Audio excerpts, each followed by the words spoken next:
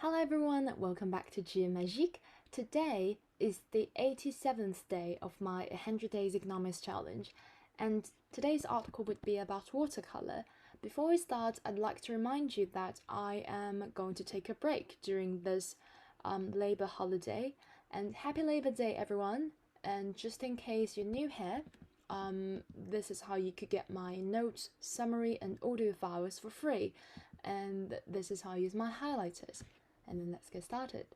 Today's article is entitled The Thrill of Watercolors, Different Strokes. It is a quite basic article, so you might notice I didn't put much notes down here. It's just interesting because I happen to love watercolor. And so let's get started. To those who spend their days working with pens and keyboards, a watercolor paintbrush can induce a faint anxiety. Faint, you could understand it as light, just a tiny bit, and then induce, you could just replace it with, can cause a faint anxiety. Its very lightness and delicacy suggests that great skill is needed to deploy it. So deploy, instead of using it in a sense of deploying army, here the meaning is just to use it.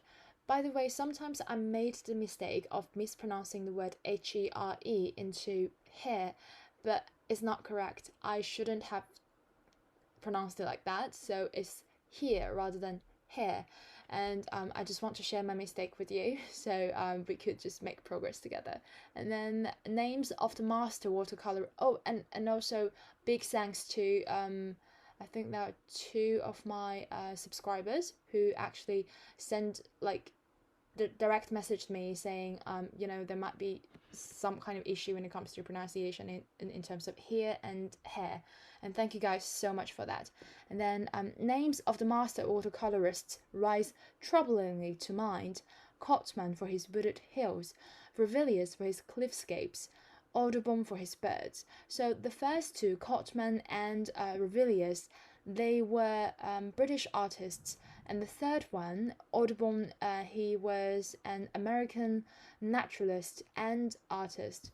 Let me show you some of their paintings. This one was created by John Sell Cotman. So he was active in the 18th and 19th century.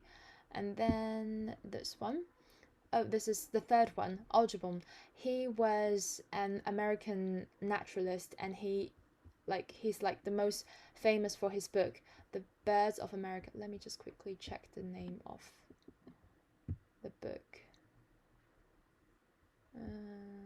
Maybe I shouldn't have included that one.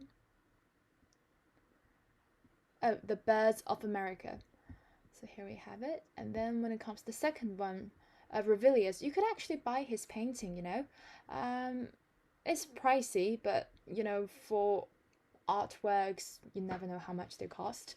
And this is one of his most typical paintings, which is called A Wet Afternoon, and he also did paintings like this. So he was born in East Sussex. That's why he is most famous for paintings which depicted the English countryside or just English landscape.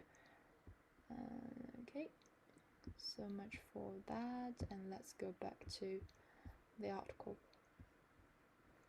The amateur who merely wants to while away long hours can easily feel inadequate to the task. While away long hours literally means kill some time. Just make those few hours pass a bit faster. And next we have the second paragraph is actually my favorite paragraph in this whole article. It's very beautiful. They began with the pleasure of the materials themselves. The brush of sable. Sable is a kind of animal which is quite cute, and they live in China. We have them as well. They tend to live in northeast parts in the forest. That's why which immediately conjures up some semi-mythical creature of the Russian forests. So Russia is, they're just on the borderline with the northeast part of China, and then conjures up literally means to cause you to think about, reminds you of. And then the cartridge paper, snowy, heavily, and very slightly rough. Actually, I should have, hang on, I would just mark here as well, because altogether now the heavy cartridge paper is now called watercolor paper. It's just a kind of paper. And then better to hold the paint, a glass jar of water, quietly attendant. And then the paint box, possibly this is new, with the stout little color blocks lining up and touched. Stout means it's like strong, or let me just show you the original meaning of the word.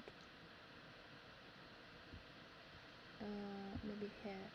This one, strong and thick, because when you actually have a brand new paint box, the color is like untouched, and then or it may be old, full of histories of past outings.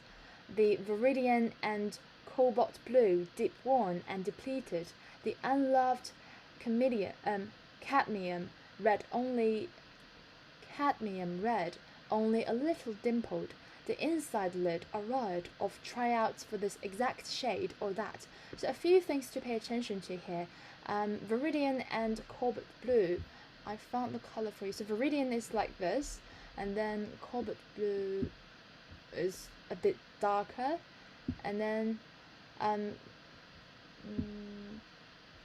the kind of red is like, I mean, I'm not a professional painter, so I actually can't tell the huge difference between different shades of red, but just in case you're wondering, if you want to specify different, I mean, a tiny bit of difference between different, various pigments, you can use the word shade right here. This exact shade or that. And then watercolor often seems the poor cousin of more imposing oils. Imposing is just a synonym for impressive. It can appear too fleeting and insubstantial, or alternatively to flat and bright. Fleeting is like short-lived, and then insubstantial is like, think about the word substantial, and then insubstantial means too light. And then next one, there are two great virtues, and the second one is, on the one hand, being so quick to apply, it can catch the briefest passing effects of light or water or leaves. If you have painted watercolor before, you must know what the author is talking about.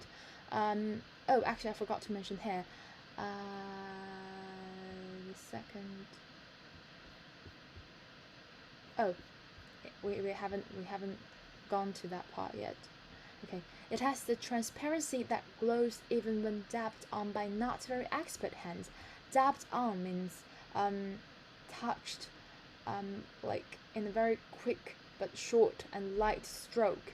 It is just as if you're drawing and you're not putting too much force in it.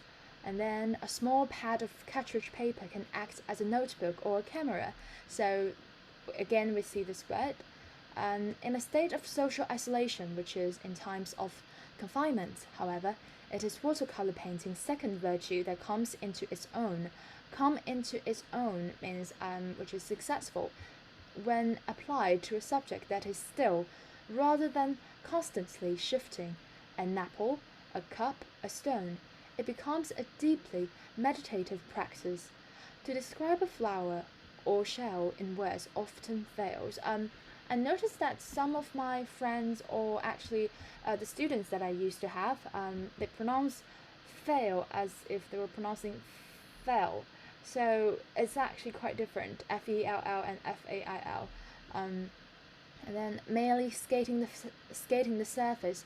To try to paint it is to engage on an... Okay, I'm going to silence my phone. To try to paint it is to engage on an altogether different level, to look at structure and texture, to note the here I would like to mention this word, subtleties of color and the effects of passing time. I think the effect of passing time echoes back to what's mentioned right here, while away long hours. And then to feel its weight or weightlessness, to understand it.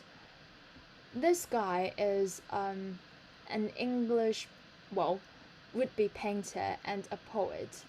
When it comes to the word would-be, sometimes I misunderstood it as he could be a painter, but actually it's just budding or prospective painter, as well as a poet.